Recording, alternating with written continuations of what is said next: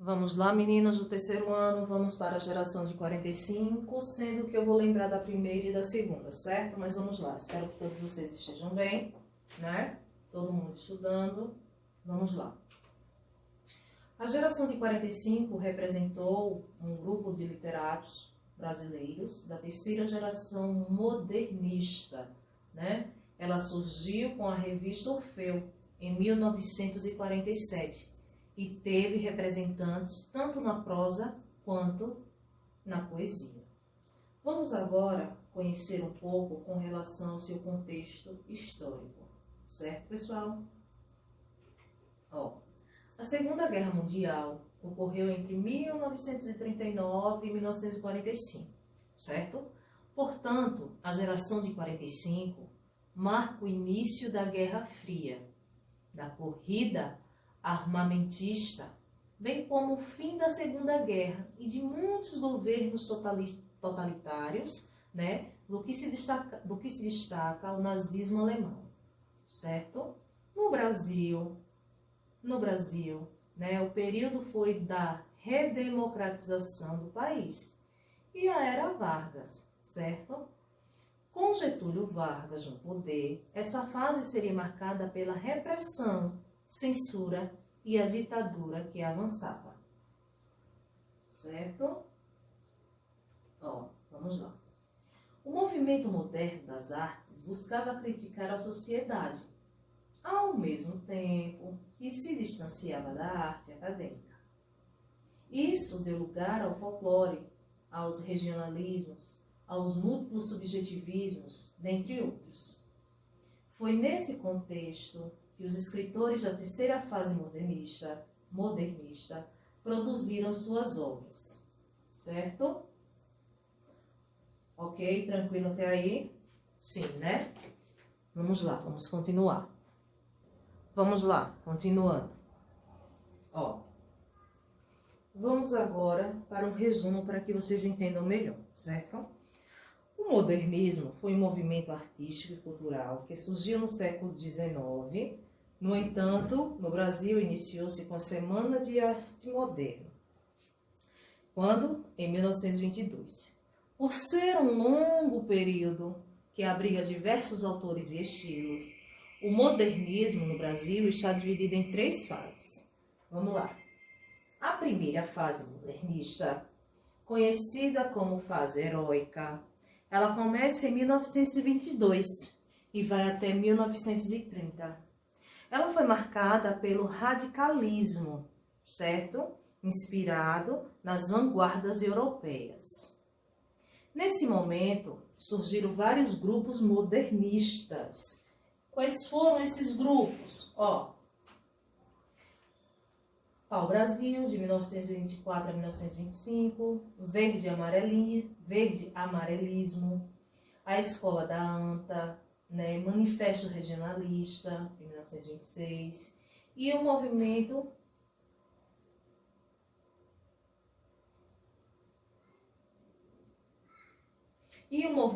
antropófago, certo? Em 1928 a 1929. Certo, meninos? Vamos lá, né?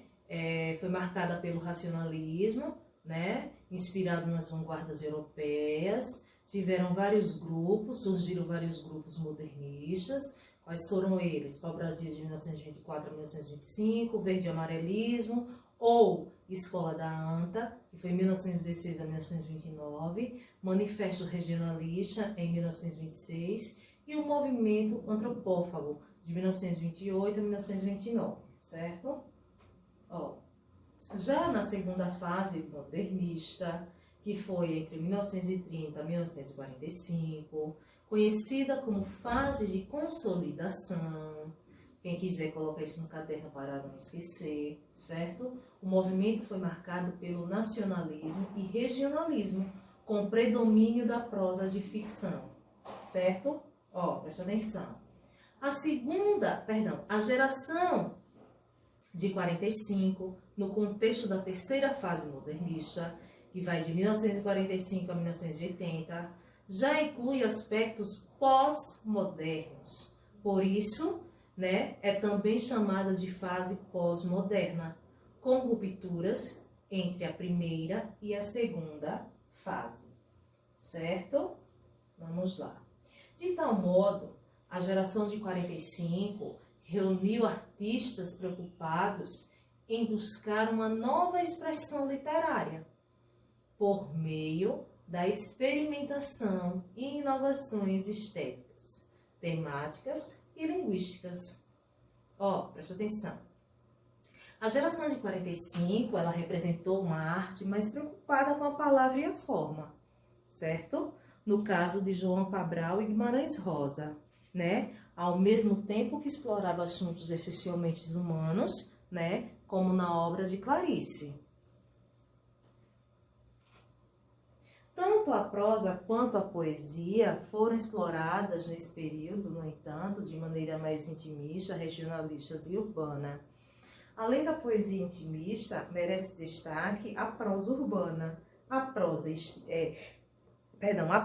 intimista e a prosa regionalista.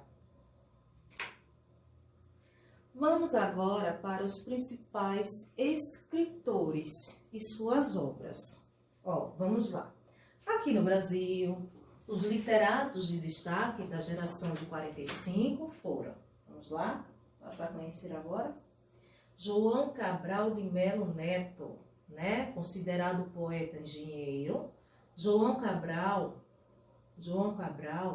foi um dos mais proeminentes autores da geração de 45. Como engenheiro, sua obra foi construída de maneira racional e equilibrada. Grande destaque na poesia, né?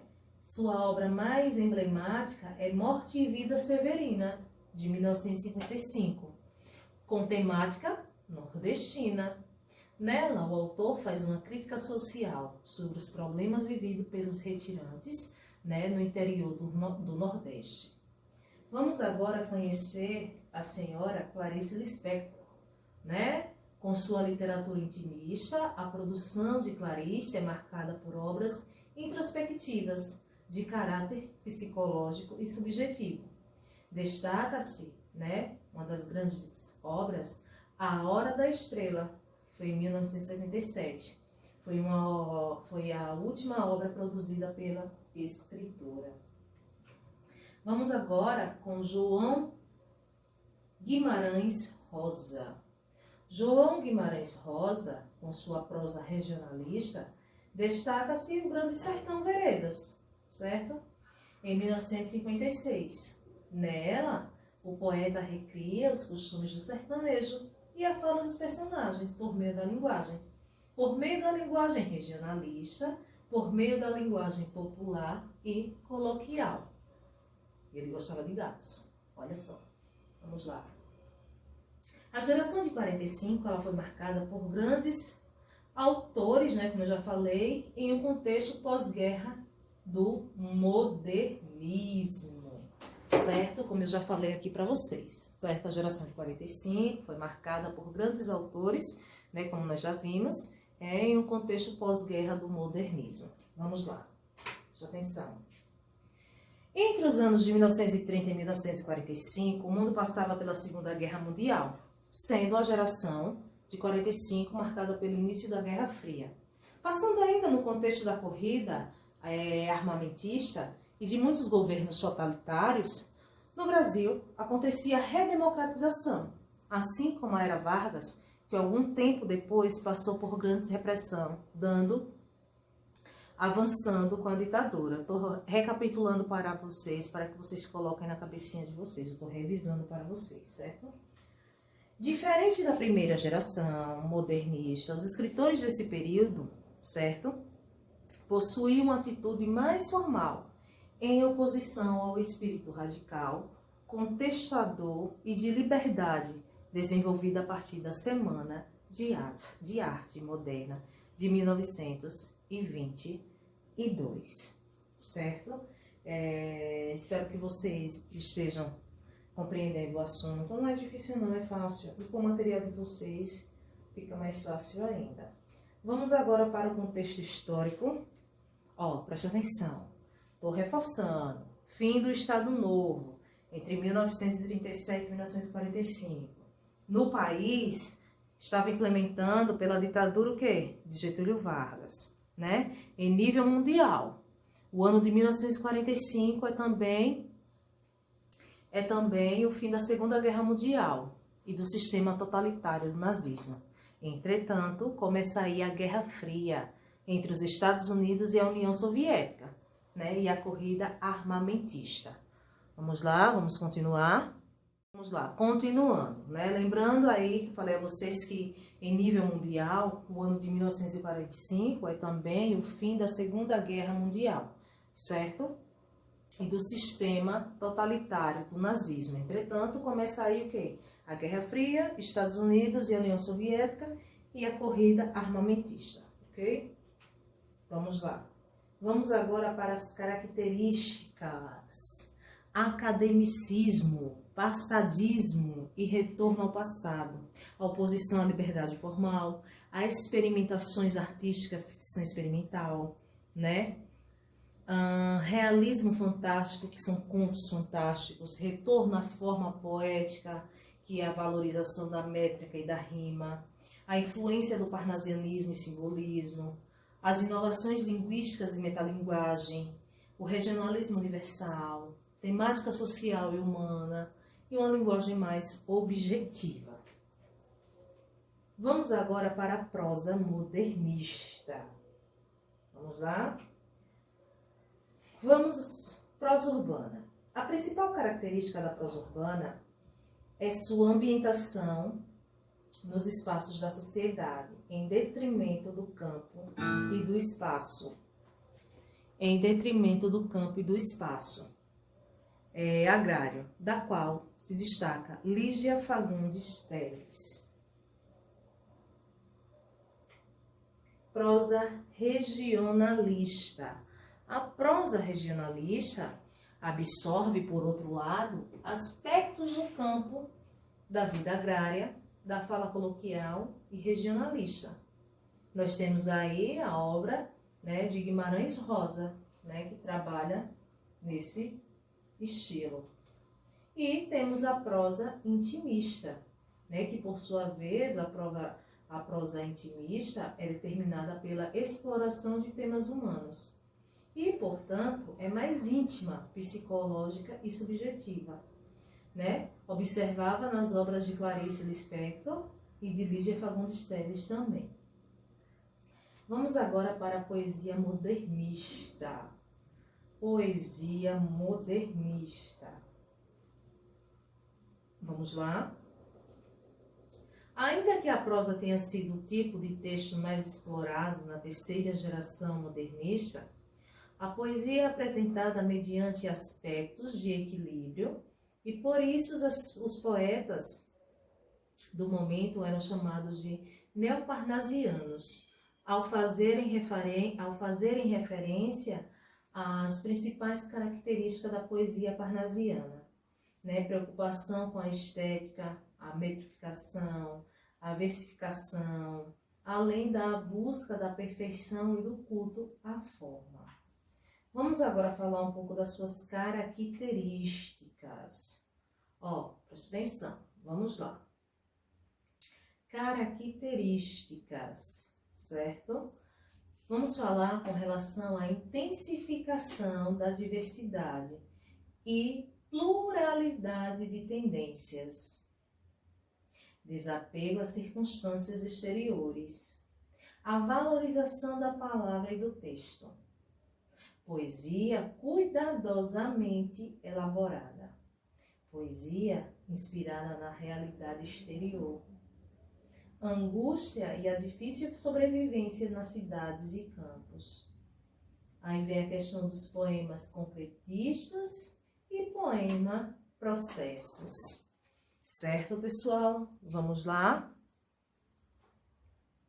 Vamos lá, prestando atenção, mais uma vez. Observem que ela foi dividida, né? A prosa modernista foi dividida em prosa urbana, prosa regionalista e prosa intimista. Não esqueçam disso, certo? Relembrando a vocês que a prosa urbana, né, Isso, a prosa urbana, a principal característica é a sua ambientação nos espaços da cidade, certo? Em detrimento entre o campo, certo? Do campo e do espaço agrário, certo? Já a prosa regionalista, observe que ela fala, né, uma linguagem mais coloquial e regionalista, certo? E ela observa os aspectos do campo, a vida agrária, certo? Já a prosa intimista, por sua vez, a prosa é determinada pela exploração de temas humanos, certo? É uma linguagem mais subjetiva, é voltada mais para a psicologia, certo? A intimidade, ok? Nessas obras, nós temos como os principais escritoras Clarice e Lígia Fagundes, certo? E aqui eu tenho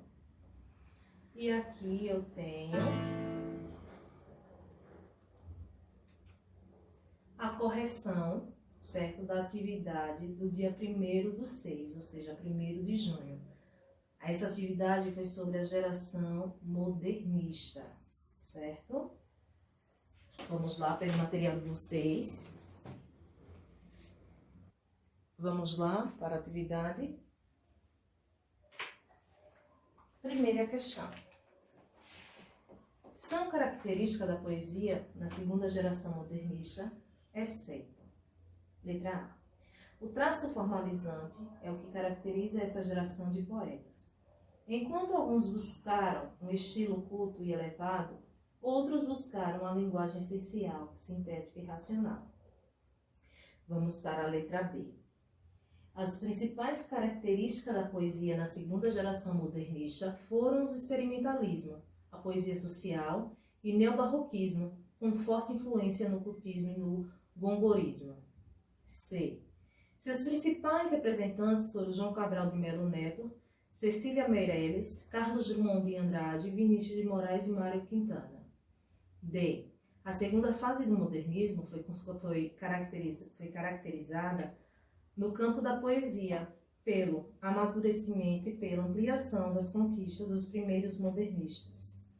Assim, nos anos de 1930 a 1945, a poesia modernista consolidou-se e alargou seus horizontes temáticos. Ele está pedindo aí a errada, exceto a única aí que está errada, falando sobre a segunda geração modernista, ou seja, a característica da poesia modernista, a característica da poesia na segunda geração modernista, a única que está errada aí é a letra B de bola. Certo, pessoal? Vamos para a segunda questão, onde tem assim. Comunhão. Todos os meus mortos estavam de pé, em círculo, eu no centro. Nenhum tinha rosto, eram reconhecíveis pela expressão corporal e pelo que diziam no silêncio de suas roupas, além da moda e de tecidos. Roupas não anunciadas nem vendidas. Nenhum tinha rosto, o que diziam escusava a resposta. Ficava parado, suspenso no salão, objeto denso, tranquilo. Notei um lugar vazio na roda. Lentamente fui ocupá-la. Surgiram todos os rostos iluminados, né? Aí foi de Carlos Drummond de Andrade, Antologia Poética. Vamos lá, o que ele quer saber? Sobre o autor desse poema, é incorreto afirmar que A. Em um dos representantes da chamada fase heróica do modernismo brasileiro, sua obra é tradicionalmente dividida em 4 fases, né? Fase gauche, fase social, fase filosófica, nominal e fase final, também conhecida como fase de memórias. C. Entre seus poemas estão Confidência do Itabirano e Congresso Internacional do Medo. D. O poeta trabalha sobretudo com o tempo, lançando-se ao encontro da história contemporânea e da experiência coletiva, com notável engajamento social e político. E a opção E. Na década de 50, sua poesia tomou novos rumos e passou a seguir 2 orientações. De um lado, uma poesia reflexiva, filosófica e metafísica. Do outro, a poesia nominal, com tendência ao concretismo. Gente, ele quer saber sobre O que é incorreto afirmar sobre o autor. Quem é o autor? O autor é Carlos Drummond de Andrade. Então, sobre o autor desse poema, é incorreto afirmar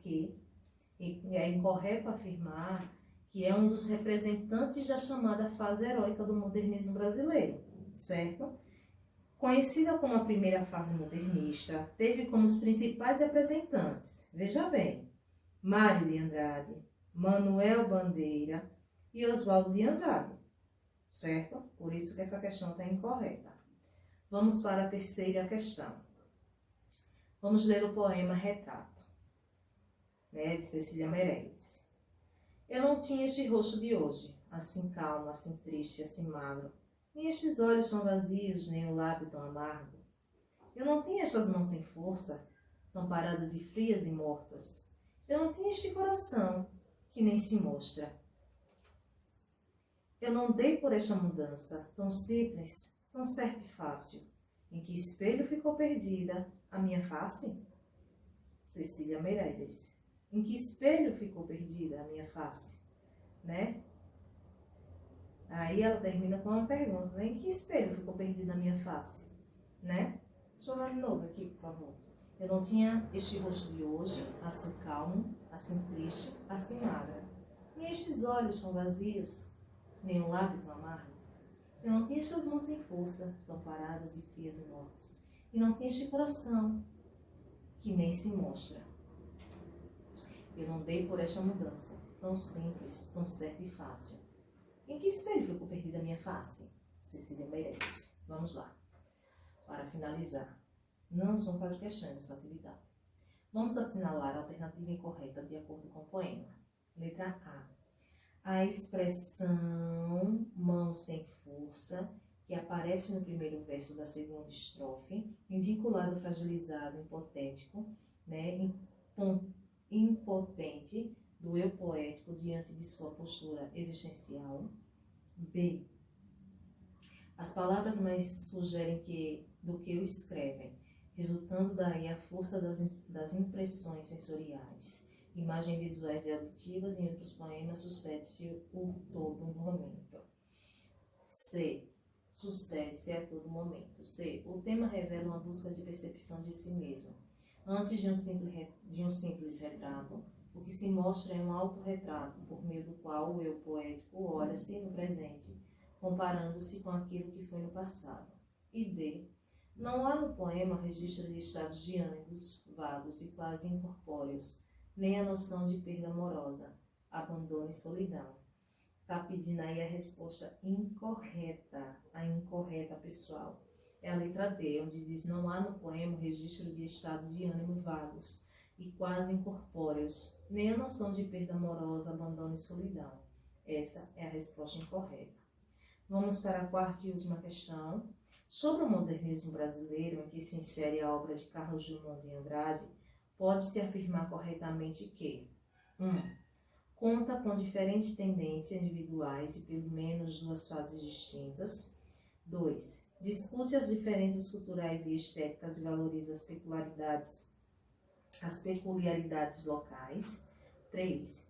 Respeita as regras da poética tradicional e evita formar ideias originais. Então vamos lá, está dizendo aqui o quê?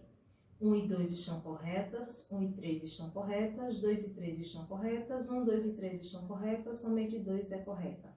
Gente, preste atenção.